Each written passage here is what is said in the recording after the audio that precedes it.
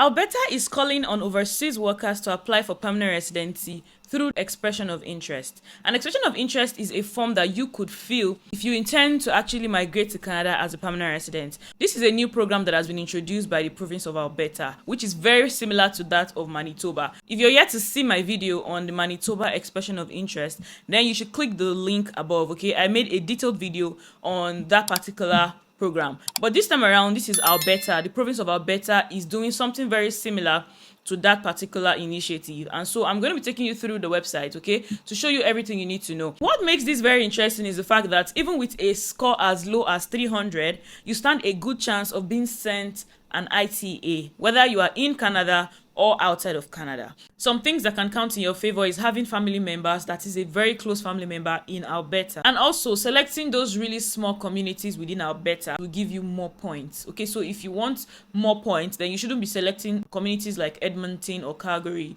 or the likes. Okay, you need to go for the much smaller communities within Alberta, and selecting these would give you extra points. One thing I would like to say before I go further is the fact that it is important that you get into processing this particular pathway now, because on the 30th of September, which was last month, there was an announcement that by the end of this month, from mid to end of October, there's going to be the first draw.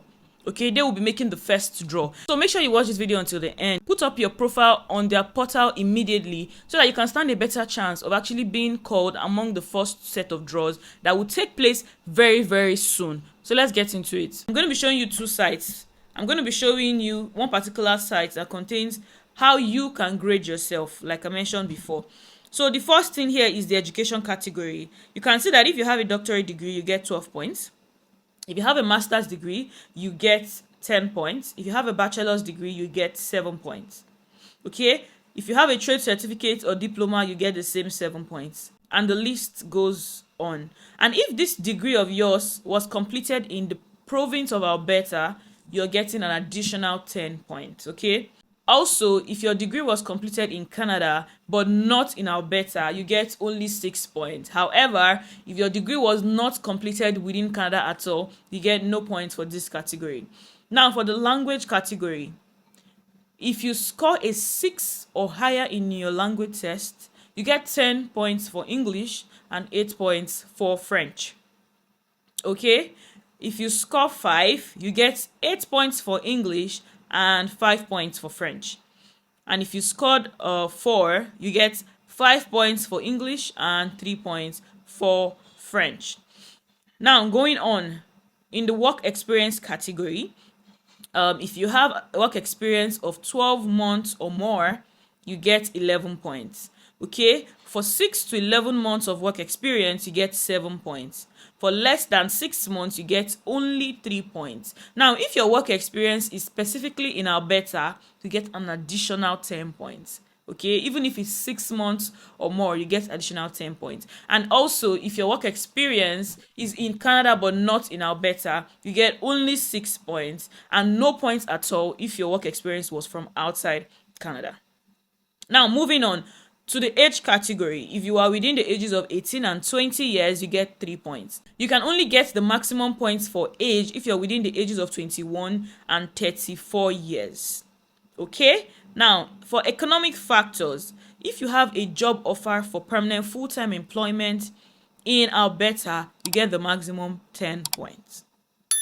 If your job offer to work is in a select Alberta rural community or sector, you get an additional 6 points.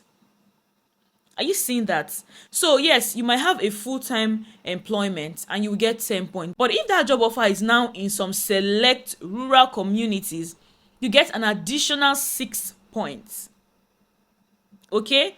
You get an additional 6 points. Now, if that job is also in the rural renewal stream designated community, you get an additional 5 points. So imagine just because your job offer is in the small communities that are under the rural renewal, stream communities, you're getting an additional 11 points. That's fantastic. Like, this is really, really good. Okay, so that is basically all you need to know. And I'm going to be leaving the link to this particular site in the description box, okay? So all you want to do is take your time to look through it, look at your points. Look at the factors that can give you more points, so that you don't just go and fill the form and end up losing some very useful points that could count in your favor. So take your time very carefully. Now, selecting a community under the rural renewal stream, getting a job offer and all of that from that particular community would give you an additional 11 points. So guys, it's important that you do not sleep on this, okay? So guys, you cannot actually submit more than one expression of interest per time, okay, within a year, I believe.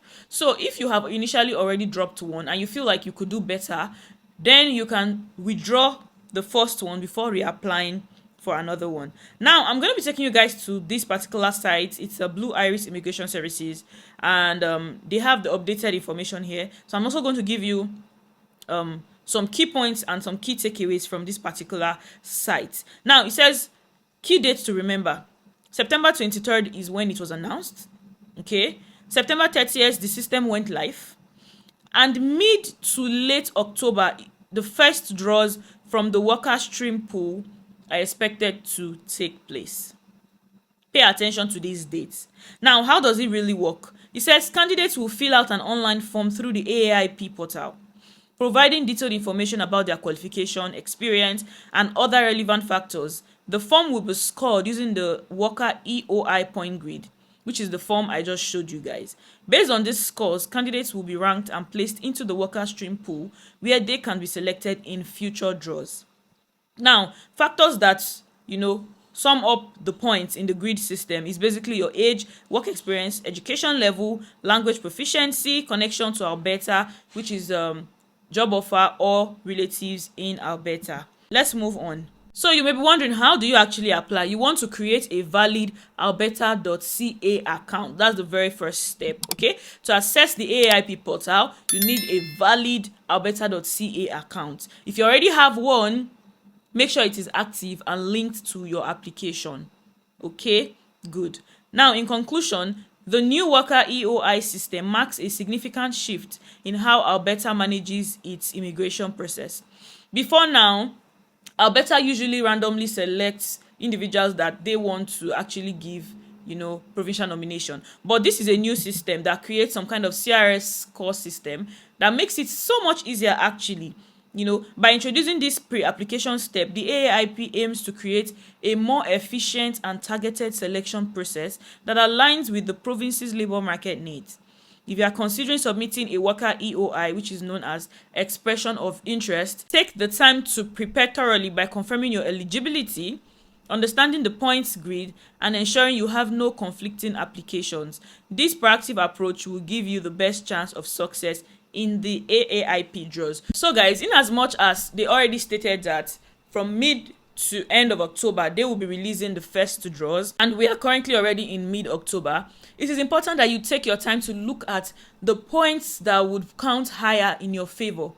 Okay, don't just rush to fill this form and submit it. Make sure you look at your factors. Look at the factors. If you are okay working in the rural communities, try to target those smaller communities, because you get a whooping 11 extra points just for getting a job offer in those communities, okay? And also, you want to also try to see if you have family relatives, include it in your application, because this will give you a whooping 31 solid points. So guys, I hope that this was helpful. Take your time, go through the links, because I'll be leaving every single link in the description box. And if you require some kind of one-on-one consultation, maybe to assess your credentials and to know which pathways work very best for you, feel free to book a consultation session with me via the links in the description, okay? The same links are also in my bio, so you can easily access them. 3 major key things to note if Canada is your dream destination and you intend to actually get permanent residency in Canada. Number 1 is write your IELTS. Guys, don't wait until you are required to, because by then it's probably already too late. Okay, so write your IELTS and try to get a very high score. Of course, it doesn't always have to be IELTS. Just write an English language test that is recognized. You can simply go to the Canadian government website to get the list of eligible and recognized English language tests. But a few of ones that I know are eligible is the IELTS, TOEFL, and the CELPIP. Okay, so try to take one of these exams and try to get a very high score, because this will boost your chances. Then if you are someone who likes French, if you're someone who likes languages in general, I mean, you have nothing to lose. Learning French and writing the French test as well would definitely boost your chances, because in recent times I have seen that French speakers have a higher advantage. This is because they are lower in demand, and so the qualifications and basically the criteria for selection for French speakers is much lower, okay, than those speaking English language. So if you can, I mean, what do you have to lose? Learn French and also write French examination. The second thing you need to know is that you need to evaluate your degree. Okay, if your degree was not gotten from Canada, then you should evaluate your degree. And the reason I'm saying this is because this process takes some time, and you don't want to miss out on opportunities just because you did not evaluate your degree on time.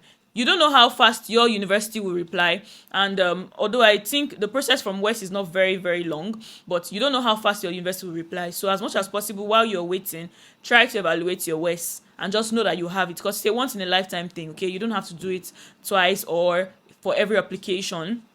Once your degree is evaluated, you always would have it. So evaluate your degree while you wait. Finally, the last thing I would say is whether or not you are ready to apply, or whether you have your proof of funds or anything like that, set up your express entry pool. Get into the pool, because a lot of these provincial nomination programs will tell you that they expect your application on the IRCC general pool to be at least 5 months, 6 months old.